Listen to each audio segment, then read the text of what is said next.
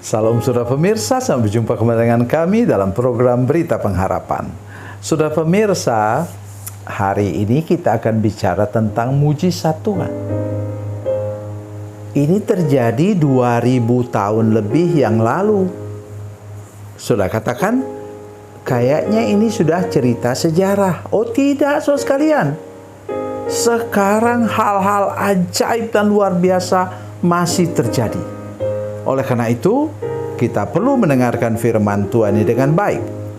Mari kita berdoa sebelum kita lebih jauh mendengarkan firman Tuhan ini. Bapa, dalam nama Yesus kami bersyukur kepadamu untuk firman Tuhan yang ajaib dan luar biasa yang kami dengar sebentar.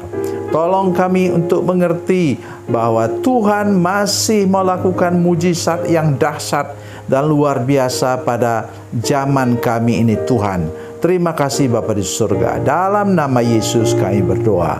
Haleluya. Amin. Saudara pemirsa, mari kita membaca Alkitab kita dari Perjanjian Baru, Kisah Para Rasul pasal 12, Kisah Rasul pasal 12, ayatnya yang ke-10. Demikian bunyi firman Tuhan. Setelah mereka melewati tempat penjagaan pertama dan penjagaan kedua, sampailah mereka ke pintu gerbang besi yang menuju ke kota. Pintu itu terbuka dengan sendirinya bagi mereka. Sesudah tiba di luar, mereka berjalan sampai ke ujung jalan, dan tiba-tiba malaikat itu meninggalkan dia. Amin. Saudara sekalian, kita melihat di sini mujizat yang luar biasa. Baru saja terjadi, Rasul Yakobus dipancung oleh Raja Herodes. Sekarang Petrus ditangkap, dan karena waktu itu ada perayaan orang Yahudi sehingga dia dikurung dulu di penjara. Dibelenggu tangan kakinya bersama-sama dengan itu pengawal-pengawalnya. Coba sudah bisa bayangkan. Bergerak pun sulit. Ya. Tetapi kabar baiknya apa saudara sekalian? Tolong dengar ini baik-baik. Semua pemirsa, lihat muka saya ke sini. Coba saudara lihat. Pada malam sebelum Herodes hendak menghadapkannya kepada orang banyak, Petrus tidur di antara dua orang prajurit, terbelenggu dengan dua rantai, sedang depan pintu para pengawal sedang menjaga penjara itu. Sudah dengar baik? Sudah dengar? Petrus tidur. Saya tidak bisa bayangkan iman Petrus itu seperti apa, saudara sekalian. Tidak kebayang. Saudara, ingat ini kuncinya. Mari hidup beriman. Masalah apapun yang kau alami, masalah penyakit, kekurangan, masalah rumah tangga, masalah tempat pekerjaan, hendaknya engkau tetap beriman dan tetap bisa tidur.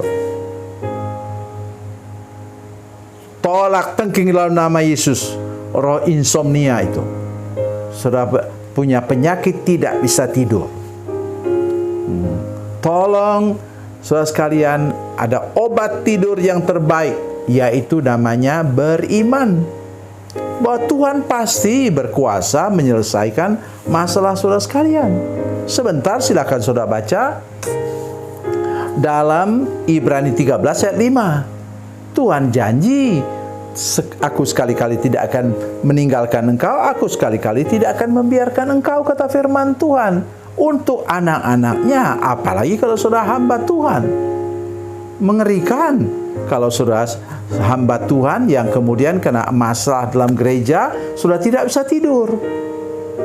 Saya, puji Tuhan, sampai tua seperti ini, saya tidak pernah tidur sesudah jam 10 malam. Saya jaga betul. Jam 9:30 saya sudah ngorok. Ya. Bangun besok pagi dibangunkan ibu selfie karena kami mau persekutuan jam 4:30. Jadi tolong saudara sekalian dengar baik apa yang saya katakan ini. Petrus besoknya mau dipancung loh. Tapi dia bisa tidur dengan nyenyak. Dia dipasung. Kedua tangannya, kedua kakinya. Tapi dia bisa tidur. Karena apa? Beriman. Nah, sekarang dengarkan. Kuncinya apa yang terjadi? Mari kita lihat. Ayat yang kelima. Demikianlah Petrus ditahan dalam penjara, namun jemaat dengan tekun mendoakannya kepada Allah. Ayat yang ke-12, setelah berpikir sebentar, pergilah ia ke rumah Maria, ibu Yohanes, yang disebut juga Markus. Di situ banyak orang berkumpul dan berdoa. Ini kuncinya, saudara sekalian.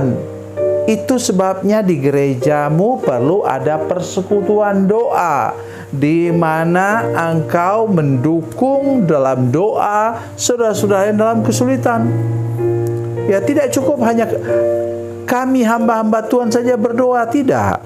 Saudara-saudara perlu mendukung dalam doa. Jumlah orang di sini kira-kira berapa banyak yang berdoa? 120 orang. Ya, jadi jangan pernah lalai untuk berdoa. Ini masalah kritis saudara sekalian.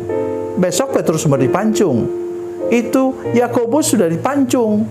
Tetapi mereka tekun. 2 ayat nih yang luar biasa saudara sekalian. Oleh sebab itu krisis seperti apa yang kau alami, krisis penyakit, krisis keuangan, krisis dalam rumah tangga, krisis tempat pekerjaan, ingat satu hal, ajak orang lain untuk berdoa bersama-sama supaya Tuhan menyelesaikan masalah saudara sekalian. Doakan juga saya supaya saya tetap sehat dan kuat, masih dapat berumur panjang sehingga masih bisa buat video streaming seperti ini untuk menguatkan saudara-saudara sekalian. Tuhan Yesus memberkati, Tuhan Yesus baik. Mari kita berdoa. Bapa, dalam nama Yesus, terima kasih untuk firman Tuhan yang luar biasa kami dengar hari ini. Beri kekuatan kepada kami untuk tekun berdoa. Masalah berat apapun pasti ada jalan keluarnya kalau kami rajin dan sungguh-sungguh berdoa dengan iman. Dalam nama Yesus, haleluya, amin.